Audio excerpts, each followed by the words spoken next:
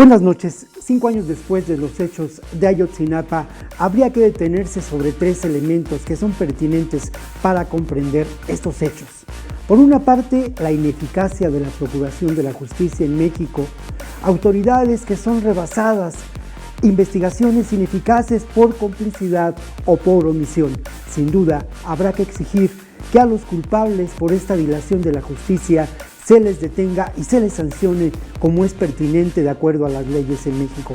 Por otra parte, habría que hablar sobre las víctimas, estos 43 estudiantes desaparecidos y estos otros 3 estudiantes asesinados, parte de la Normal Superior Isidro Burgos, alumnos de esa normal que se ha distinguido por la defensa, por el vincularse a la defensa de las organizaciones sociales, por defender el territorio, por participar de una manera de verdad integral en estos movimientos.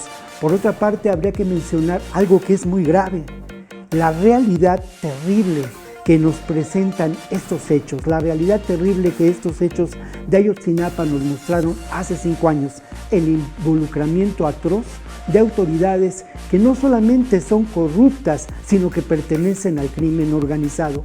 No hay duda de que muchos territorios de nuestro país están tomados por el crimen organizado. En ellos existen lo que podemos considerar estados alternos.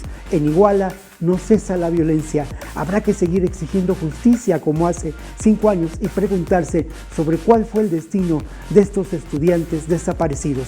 Nos encontramos la próxima ocasión aquí en 21 Noticias.